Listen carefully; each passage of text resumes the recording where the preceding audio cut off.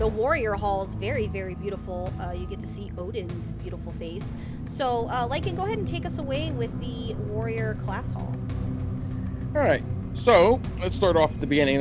Let me tell you, there is not much lore on the class itself. I have done as much research as I can, found out some obscure references here and there. But for as long as war has raged, heroes from every race and class have aimed to master the art of battle. Warriors combine strength and leadership and a vast knowledge of arms and armor to wreak havoc in glorious combat. Some protect the front lines with shields, knocking down enemies, while allies support the warrior from behind with spell and bow. Others forego the shield and unleash their range of the closest threat in a variety of deadly weapons. The warrior's battle cries embolden friends and leave foes cowering in fear. With legendary precision, warriors target the small gaps in armor and slice at the hamstrings in a blur of steel. Every dragon slain, corrupt tyrant toppled, and demon banished from Azeroth had trembled in the face of these lords of war. Warriors are the quintessential fighters on the battlefield, and their pure martial arts inspire courage in allies and despair in enemies. Experts in all manner of melee weaponry and possessing incredible physical strength and skill, warriors are perfectly suited to serve as the frontline combatants and battlefield commanders. That's just about the entire lore segment that I could find on the actual lore of warriors themselves, but I did pull up some more information. We're going to talk a lot about today about the Halls of Valor, who Odin is, who Helya is, and why they matter to the warriors. Now, every playable race in Azeroth can be a warrior, from the mighty Tarn to the honorable human. Only the mightiest can master this class. Although, like baby pigeons, we're still not sure that gnome warriors really exist. From dual-wielding two massive two-handers to carrying a sword and a shield to protect their allies, warriors are the very versatile class, charging and leaping into battle and intervening on behalf of others and taunting. Let's see here. We know stories of legends and famous battles and the names that would put fear in anyone who would face them in battles. Names in their respective titles like High Chieftain Cairn and Thane Bloodhoof. You've got Broxigar the Red Axe, Orgrim Doomhammer, War Chief Blackhand, Sorandor and Lothar, the Lion of Stormwind, King Magni Bronzebeard, Marshal Reginald Windsor. Facing these foes in battle almost meant imminent defeat. Their weapons carrying with them a sense of dread as well, such as Doomhammer and Gorehowl, Elamane, which is Varian Sword, and Kel'Zaram, just to name a few. Now, Broxigar, just to let you know also, was once wielded a weapon made by Cenarion himself. He has still to this date been the only known mortal to use his weapon to wound Sargeras. But, someone will see... We'll see a lot of that the Halls of Valor and what Odin has done has left a very lasting effect on the warriors. Odin was a Titan keeper and for the most powerful warrior, one of the most powerful warriors of Emmenthul. He, along with Tyr, fought back and defeated the powerful Fire Lord Ragnaros when they were going around trying to lock down the elemental lords and help contain them with the help of Helya. Odin was tasked with overseeing the installation of the Forge of Wills. Now, the Forge of Wills, if we remember, we also have the Halls of Origination. And these were basically two different things that they were basically made to create different Denzians of Azeroth. His task would be overseeing the prison of Yogg-Saron and maintaining the Forge of Wills, which is up in Storm Peaks, rather. These, amongst other Titan artifacts that helped the Keepers create life on Azeroth, were known as the Pillars of Creation.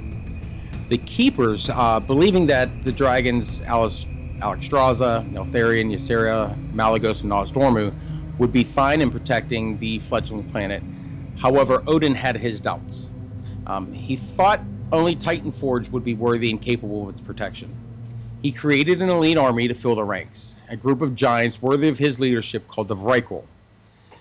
He kept the area of the Vrykul separate from the rest of Ulduar with the help of the sorceress Helya.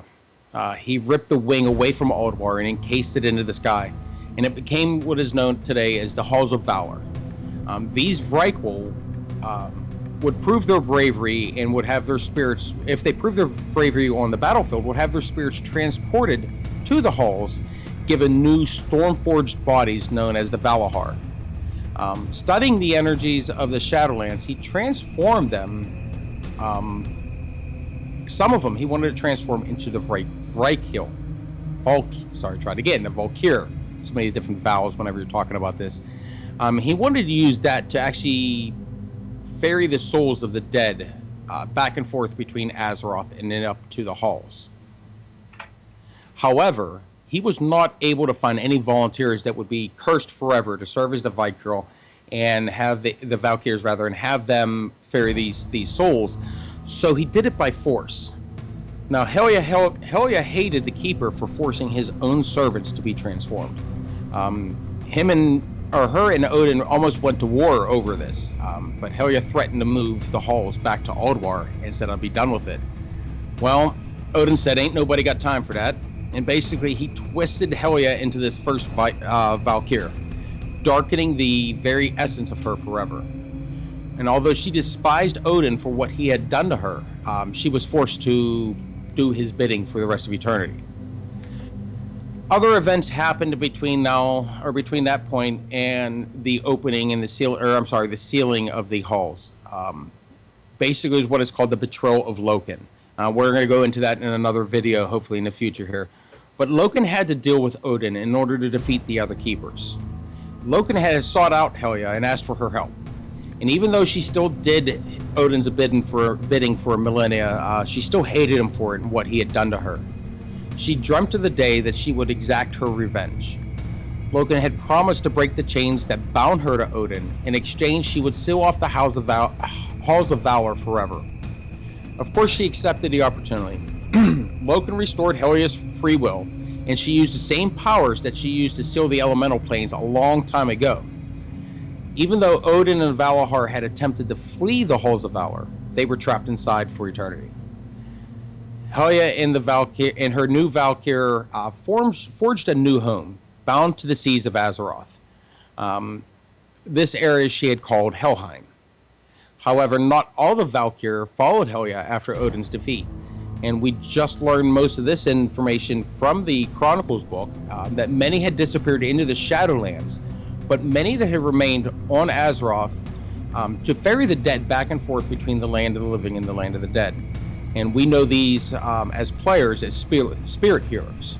So they are followers of Helya that have remained here and still kept their honor intact in order to complete what they were made to do. Now, warriors, like most classes, will get 3 artifact weapons coming up in Legion.